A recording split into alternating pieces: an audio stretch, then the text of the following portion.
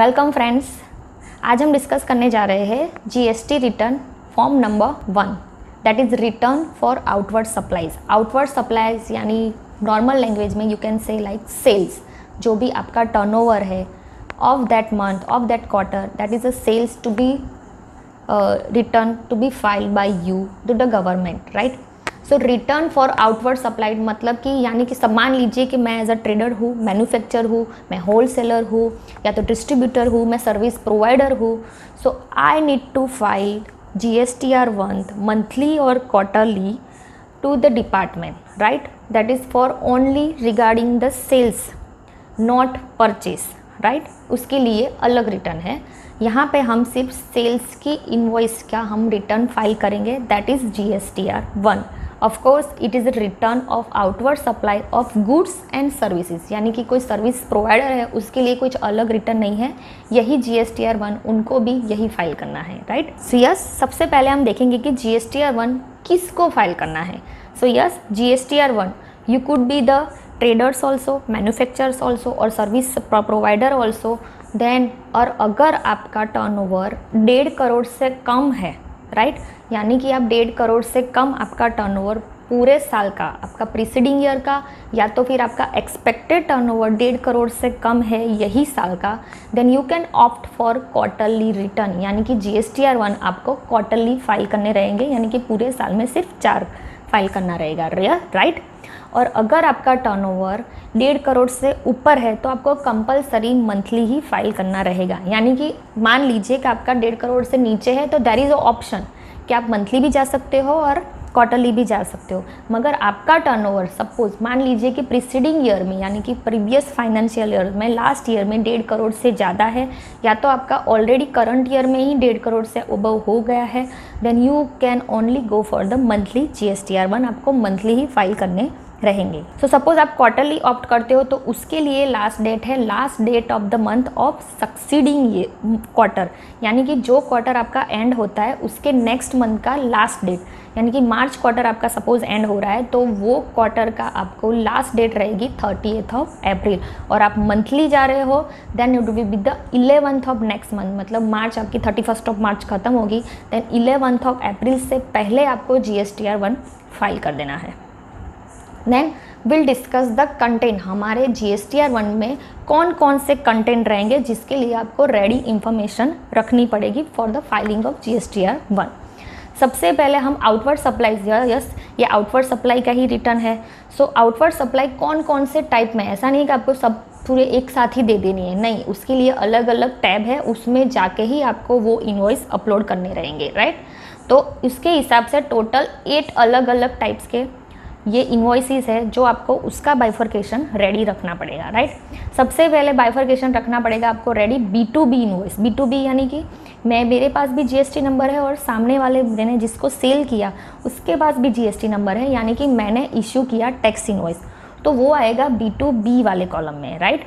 Then there is a B2C, उसमें 2 types है कि large B2C and small B2C। B2C यानी कि B2 customer, business to customer. So जो सपोज़ मेरा कोई कस्टमर जिसके पास ऑलरेडी GST नंबर नहीं है, सपोज़ GST नंबर होता तो वो B2B में आ गया होता, राइट। और अगर वो मतलब कस्टमर के पास GST नंबर नहीं है तो यानी कि वो B2C में आएगा, right, that is retail sales. So अगर उसके पास नहीं है तो वो B2C में आएगा, मगर उसमें भी 2 कंडीशन है कि अगर उनका 2.5 लाख से ऊपर उनका इन्वॉइसेस पर कस्टमर पर बिल 2.5 लाख से ऊपर है तो वो जाएगा लार्ज में, और 2.5 लाख से नीचे है तो वो जाएगा स्मॉल वाले टैब में, right. Then there is a credits note and debit note, yes आपको उसका भी रेडी रखना है। ऐसा नहीं कि that is only related to sales only, आपने जो भी सेल्स किया है उसके रिगार्डिंग ये मंथ में, ये प्रीवियस भी हो सकता है, मगर that is a return of particular month और पर्टिकुलर क्वार्टर। सो यही क्वार्टर में आपने कोई credit notes and debit note भी इश्यू की है फॉर द सेल्स रिटर्न और परचेज रिटर्न, और अगर आपने ऑलरेडी जो सेल्स कर दिया है उसके रिगार्डिंग आपने कोई additional annexational proforma invoice as a credit note आपने इश्यू किया है टू द बायर, राइट। तो आप क्या करेंगे उस केस में, जो भी आपने credit note and debit note issue किया है that could be a registered also, और that could be unregistered also, मतलब सामने वाले पर्सन को जिसको आपने सेल्स किया, जिसने आपको क्रेडिट नोट्स और डेबिट नोट इशू किया है आपने, वो रजिस्टर्ड पार्टी भी हो सकता है अंडर द जीएसटी और नॉन रजिस्टर्ड पार्टी भी हो सकता है, राइट। सो रजिस्टर्ड में कौन सी आएगी, ऑफकोर्स B2B इनवॉइस वाली आएगी, राइट। सो B2B इनवॉइसेज जो आपने ऑलरेडी यहाँ पे जो सेल्स कर दिया है उनके रिगार्डिंग कोई credit notes and debit notes आपने इशू की है तो वो ये वाले टैब में आएगी। और अगर वो अनरजिस्टर्ड है, मतलब कौन सी वाली, ऑफकोर्स B2C वाली, राइट। सो B2C वाली आपकी जो क्रेडिट्स नोट्स और डेबिट्स नोट है तो वो यहाँ पे आएगी, यानी कि कोई कस्टमर को आपने सेल्स किया और उसके साथ कुछ सेल्स रिटर्न हुआ कि या वो कुछ डिफेक्टिव स्टॉक निकला तो फिर बाद में उन्होंने कुछ स्टॉक वापस भेज दिया, तो उसके रिगार्डिंग आपने ऑफकोर्स क्रेडिट नोट्स और डेबिट्स नोट इशू किया होगा, राइट। सो वो केस में अनरजिस्टर्ड यहाँ पे आएगा, राइट। देन देयर इज़ अलग से आपको एक्सपोर्ट इनवॉइस अलग से यहाँ पे मेंशन करना है। ऐसा नहीं है इवन दो इट इज़ B2B इनवॉइस, आपको एक्सपोर्ट इनवॉइस अलग से मेंशन करना है कि आपने कौन से इनवॉइसेस ऐसे हैं जो आपने export outside the India export किया है, that could B SEZ also, right. तो वो वाले इनवॉइसेस आपको यहाँ पे अपलोड करने हैं। Then nil rated, exempt and non taxable, यहाँ तक हमारे सारे टैक्सेबल आ गए, राइट।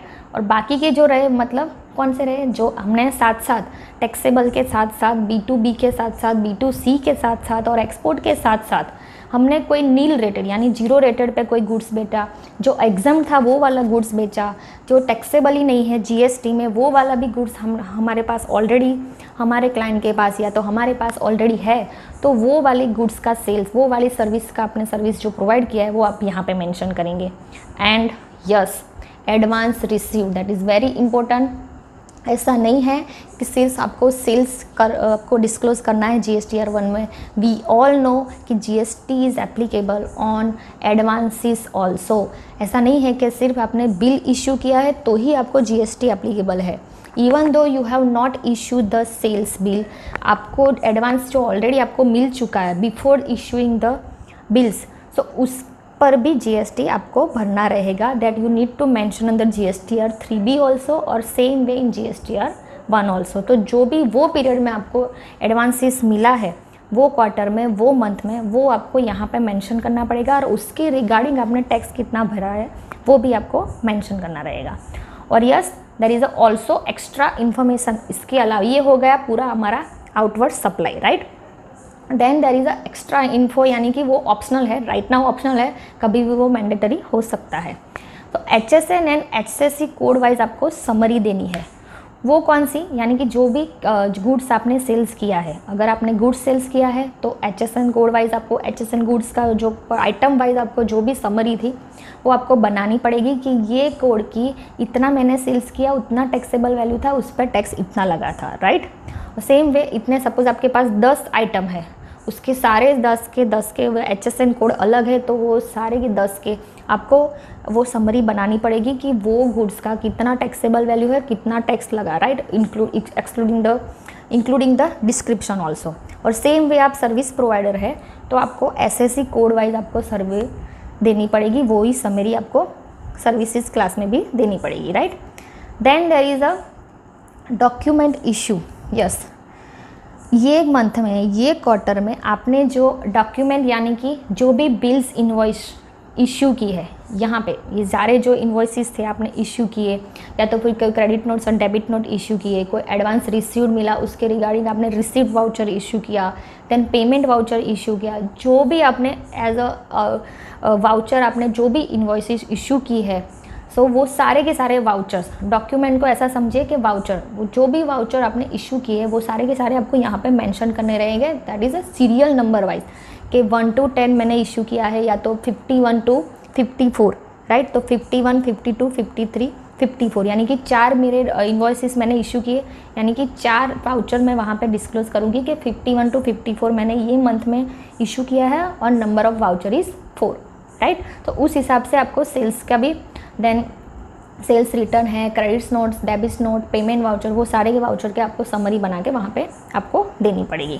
सो ये हो गया हमारा GSTR 1, that is outward supplies of goods and services of that month of that quarter, only particular quarter और मंथ का हमारे सेल्स का ये हमारा टोटल रेडी हो गया, राइट।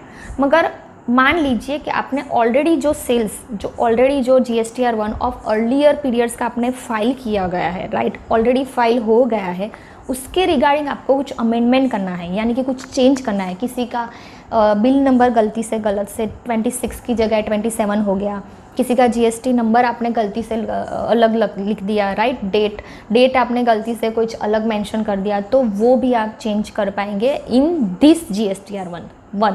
यानी कि जो मंथ का आप फाइल कर रहे हो उसके पहले आपने ऑलरेडी जो GSTR1 फाइल कर दिए हैं और उसमें कुछ मिस्टेक है और उसमें कुछ शायद आप अमेंड करना चाहते हो, तो वो यही वाले GSTR1 में आप चेंज कर पाएंगे। यानी कि जब GSTR1 आपको करना पड़ेगा, जब ड्यू आएगा तभी आप करवाएंगे, उसके बीच में आप अभी नहीं कर पाएंगे, राइट। सो आप वो अमेंडमेंट कौन कौन से चीज़ का कर पाएंगे। यस, अगर आपने B2B इन्वॉइसेस में कुछ अलग मतलब GST नंबर या तो कुछ डेट ऑफ इन्वॉइस यानी कि कुछ टैक्सेबल वैल्यू में कुछ भी चेंज करना है, या यस आप कर सकते हो ऑफ प्रीवियस फाइल रिटर्न्स, यानी कि जो प्रीवियस ऑलरेडी जो बिल्स इश्यू कर दिए हैं उसके रिगार्डिंग आप यहाँ पे ये वाले GSTR1 में आप कर सकेंगे, राइट। सो मान लीजिए कि मैंने ऑलरेडी फरवरी मंथ का मैंने GSTR1 फाइल कर दिया है और उसमें मैंने गलती से कुछ GST नंबर कोई पार्टी का मैंने गलत लिख दिया है, यानी कि कोई दूसरी पार्टी का था और मैंने दूसरी पार्टी का डाल दिया है। तो यस, मार्च वाले GST रिटर्न में जब भरूंगी in the month of April, right, तो उस टाइम पे मैं फरवरी मंथ का मैं वो GSTR जो बिल था वो मैं चेंज कर पाऊँगी, या मगर इन बिटवीन वहाँ तक मैं नहीं कर पाऊँगी। यानी कि जब मुझे GSTR1 फाइल करना होगा तभी मैं ये सारी चीज़ें मैं चेंज कर पाऊँगी, उससे पहले नहीं कर पाऊँगी, राइट। सो अमेंडमेंट कौन सी चीज़ का पॉसिबल है। यहाँ पे हमने देखा कि ये सारे सेल्स इनवॉइस हमने जो भी मेंशन किए हैं अलग अलग टैब्स में, उस सारे के सारे जो टैब्स है उन सब में आप चेंज कर पाएंगे। यस, ऐसा नहीं है कि सिर्फ B2B इनवॉइस में, B2C इनवॉइस में भी, स्मॉल इनवॉइस में, then credits note and debits note registered वाले केस में भी आपने कुछ चेंज करना है तो वो भी कर पाएंगे। Then unregistered also, then export invoice, yes, export invoice में आपने गलती से कुछ अलग अमाउंट डाल दिया है तो वो भी आप बिल ऑफ एंट्री और डेट कुछ भी आपको चेंज करना है तो वो कर पाएंगे, right. Then advance is received, आपका जो उसमें भी कुछ अमाउंट चेंज हो रहा है तो वो भी कर पाएंगे। ये वाला कुछ अलग है, ये है एडवांस एडजस्टमेंट, यानी कि मान लीजिए कि आपने 4 लाख का ऑलरेडी आपको एडवांस मिल गया है और आपका बिल टोटल बिल अमाउंट है 10 लाख, राइट। सो 4 लाख पे ऑलरेडी आपने GST फाइल कर दिया है। अब आप 6 लाख जब आप बिल इशू करेंगे दैट इज़ ऑफकोर्स 10 लाख का ही करेंगे, तो there would be adjustment of 4 lakh, right. तो वो 4 लाख का जो आपको एडजस्ट करना है वो आप यहाँ पे मेंशन कर पाएंगे, क्योंकि उसकी 4 लाख पे आपने ऑलरेडी टैक्स पेएबल कर दिया है और अभी राइट नाउ आप 6 लाख पे ही टैक्स भरेंगे, राइट। मगर बिल तो आपने 10 लाख का ही इशू किया, राइट। तो उस केस में जो भी एडजस्टमेंट है वो ये वाले कॉलम में आप जाके कर पाएंगे। सो यस, अब हमारे पास ऑलरेडी इन्फॉर्मेशन रेडी है जो हमने ऑलरेडी डिस्कस कर लिया, B2B, B2C, export, nil rated, then HSN code wise summary, advance received, then document received, वो सारी समरी आपके पास रेडी है।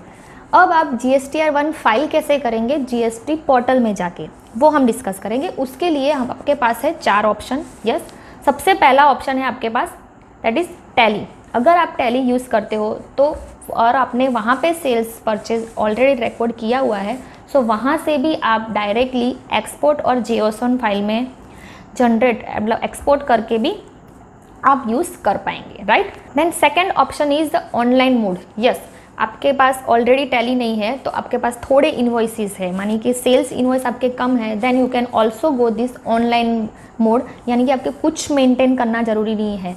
You can directly go and log in onto that or you can directly file the GSTR1 without any utility, right?